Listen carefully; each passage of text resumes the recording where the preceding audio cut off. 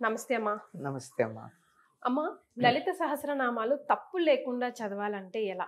రెగ్యులర్‌గా చదివే వాళ్ళకంటే స్పష్టత, క్లారిటీ ఉంటుంది కానీ, అప్పుడప్పుడే మొదలు పెట్టే వాళ్ళకి కూడా ఉండదంటారు మీరు. అసలన్నీ తప్పులే చదువుతున్నారంటారు. హ్మ్. ఎలా? ఎక్కువ మంది హ్మ్. ఎక్కువ మంది చదవాలా? ఎక్కువ మంది తప్పులే చదువుతున్నారు. ఎక్కువ మంది తప్పులే చదువుతున్నారు. మరి ఎలాగమ్మా తప్పులు లేకుండా కొత్తగా చదవడం? మొదలుపెట్టిన వాళ్ళే సరిగ్గా నేర్చుకునే అవకాశం ఉంది. అంతే అంటారా? ముందరి నుంచి చదువుతున్న వాళ్ళు 100 సార్లు వాళ్ళని సరిచేసిన అవే తప్పులు చదువుతూ ఉంటారు. హ్మ్. ఇలా తప్పులు చదవడానికి కారణం నేను చాలాసార్లు చెప్పాను. హ్మ్. ఇంగ్లీషులో టైప్ చేసేటటువంటి తెలుగు టైపులు వచ్చిన తర్వాత డా రాయాలంటే డి టైప్ చేస్తారు. హ్మ్. డి టైప్ చేస్తే అది డాకి దాకి రెండిటికి. హ్మ్. క్లారిటీ కోసం డిహెచ్ కొడతారు. డిహెచ్ కొట్టేటప్పటికి దానా ధానా ధ. అని చేత ధా వచ్చేస్తుంది. హ్మ్. అక్కర్లేని చోట్లంతా ధా వస్తుంది. తర్వాత అక్షరాలు ఎక్కడ విడదీయాలో ఎక్కడ కలపాలో తెలియదు. రాముని తోక పివరుండిట్లని ఏలాగా ఉంటాయి, అర్థాలు తప్పిపోతాయి. పైగా మీరు లలిత సహస్రం అన్నారు కదా, కాదు, హ్మ్. లలితా రహస్యనామ సాహస్రం. హ్మ్. లలితా దీర్ఘం ఉంది, రహస్యనామ సాహస్రం. అన్ని సహస్రాలు సహస్రనామాలు అయితే ఒక్క లలిత మాత్రమే రహస్యనామ సహస్రం. హ్మ్. రహస్యంగా ఉంటుంది. రహస్యంగా ఉంటుందంటే బీరువాలో దాస్తారని కాదు అర్థం. హ్మ్. అందులో అర్థం ఓ పట్టాన్ని ఎవరికి అర్థం కాదు. జాగ్రత్తగా గమనించుకోండి. మీరు అజాగ్రత్తగా కనుక చదివినట్టయితే పొరపాటు అర్థం వస్తుంది. అది చాలా శక్తివంతమైంది. శక్తివంతమైనటువంటి దానిని సరిగ్గా చదివితే ఎంత శక్తి కలుగుతుందో పొరపాటుగా చదివితే అంత పొరపాటు వస్తుంది కదా. హ్మ్. అందుచేత హ్మ్. తప్పులు లేకుండా చదవడానికి ఏం చెయ్యాలి అంటే, ఇది బాగా వచ్చినటువంటి వారి దగ్గరికి వెళ్ళి ముఖత నేర్చుకోవలెను. యెస్. ముందు నేర్చుకోవాలి. నేర్చుకోవడానికి వాళ్ళ దగ్గరికి వెళ్ళి కూర్చుని మీరు చెప్పండని వాళ్ళు చెప్తూ ఉంటే వీళ్ళు తిరిగి అని అన్నది సరిగ్గా ఉందో లేదో వాళ్ళు ఒప్పుకునేదాకా సరి చేసుకుంటూ చేయాలి. హ్మ్. చాలామందికి జ్ఞాపనకడం రాదు. శ్రీమాత శ్రీ మహారాజ్ఞి అనలేక శ్రీ మహారాజ్ఞి అంటారు. హ్మ్.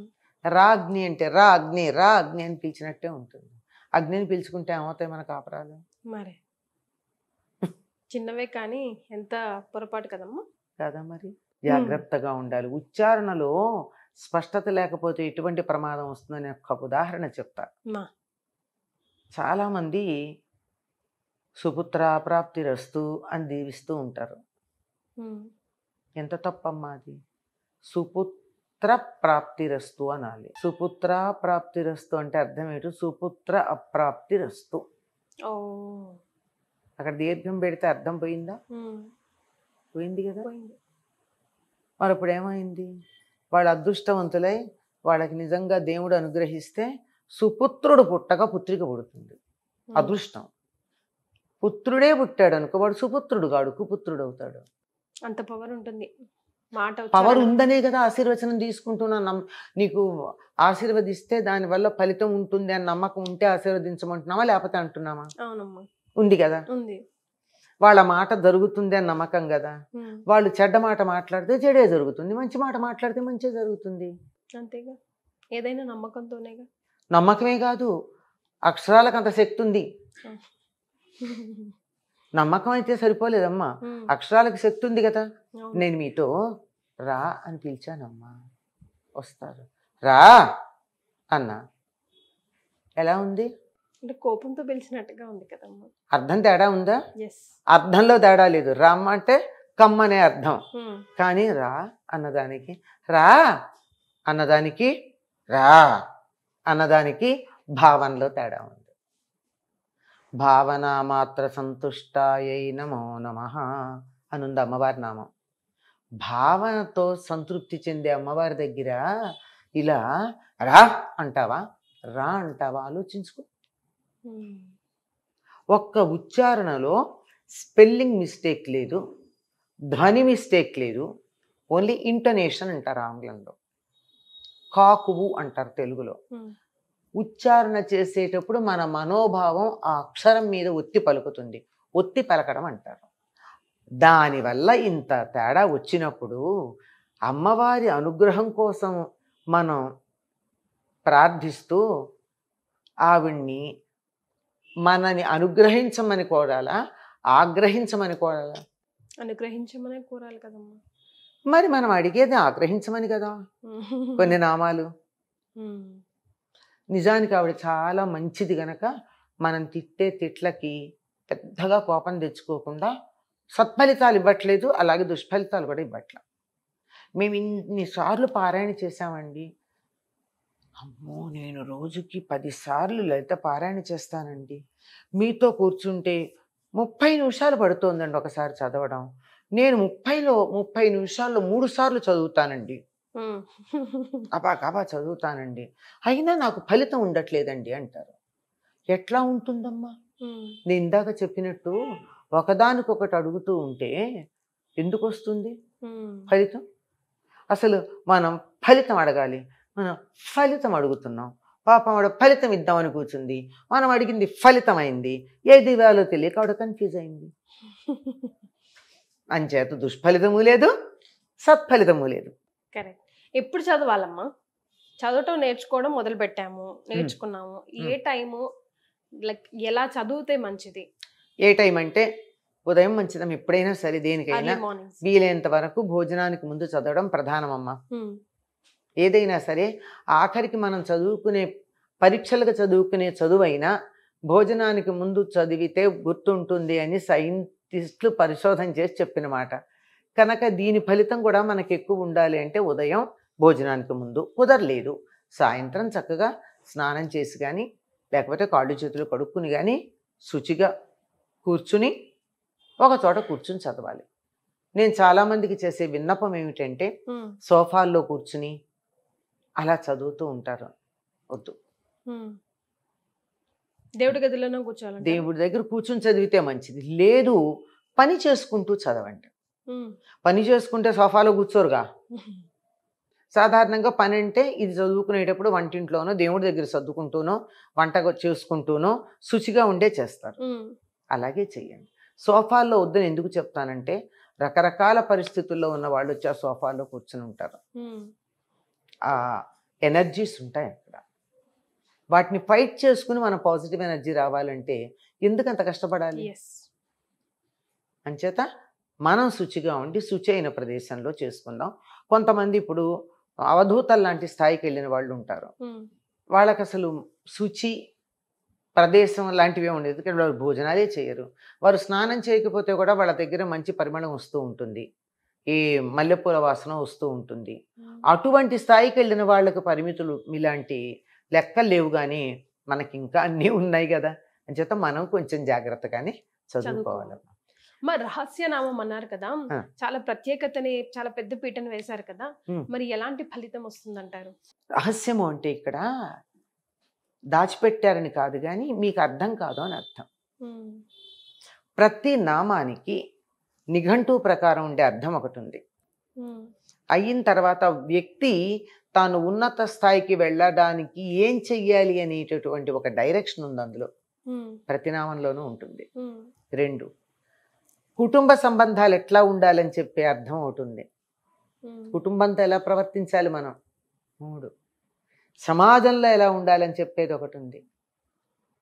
కొన్ని పర్యావరణానికి సంబంధించిన, ఖగోళ శాస్త్రానికి సంబంధించినవి ఉంటాయి.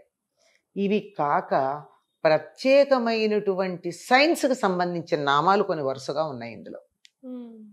ఆ నామాల క్రమం గనక తీసుకున్నట్టయితే మనకి ఒక ఈనాటి మోడర్న్ సైన్స్ తాలూకు రూట్స్ మనకి అక్కడ కనపడతాయి.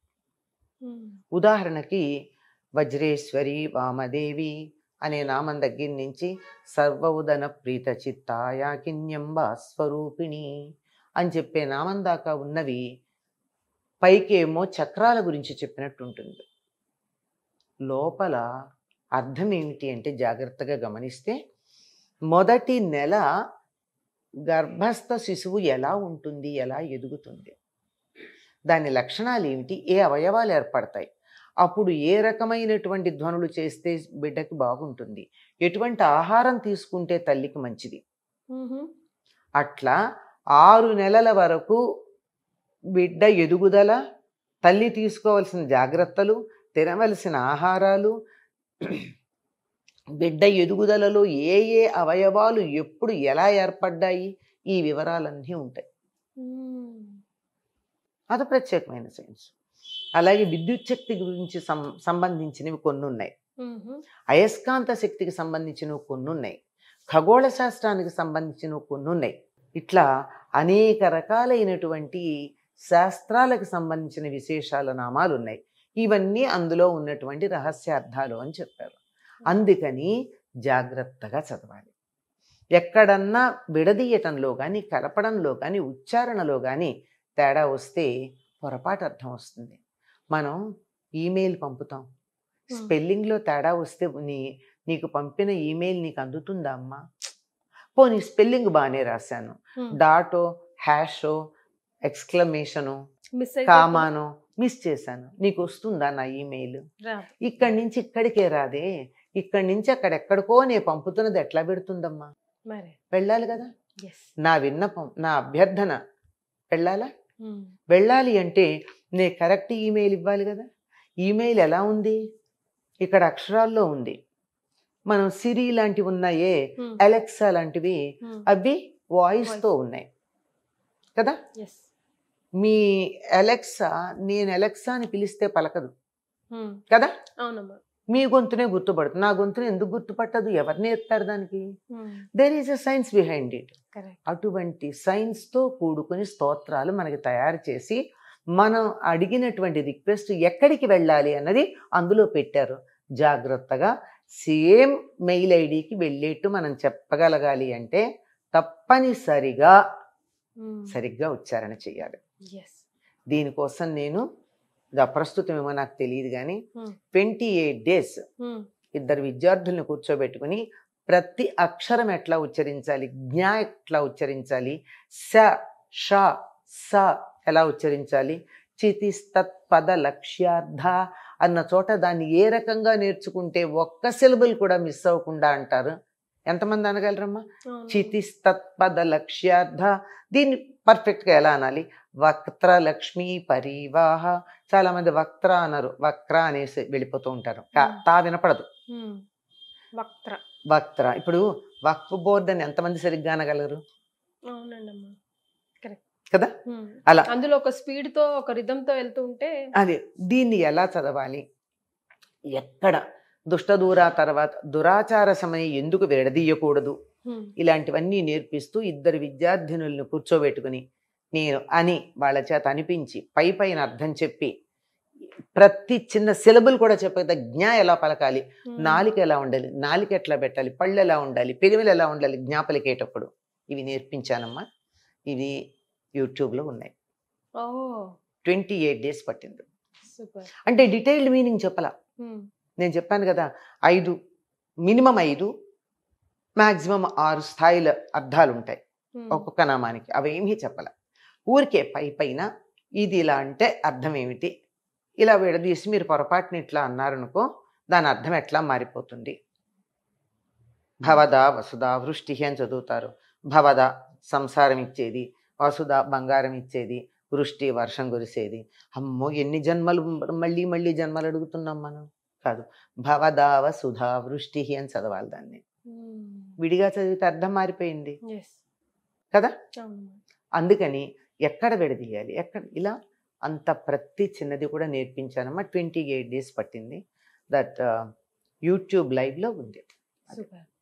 నేర్చుకోదలుచుకున్న వాళ్ళకి ఇదొక బంపర్ ఆఫర్ అనే చెప్తానమ్మా. నా పేరునే ఉంటుంది, doctor Anantalakshmi, YouTube live. Thank you so much అమ్మా. నమస్తే. సుమన్ టీవీలో మీ పర్సనల్ అండ్ బిజినెస్ ప్రమోషన్స్ కోసం కింది నెంబర్కి కాంటాక్ట్ చేయండి.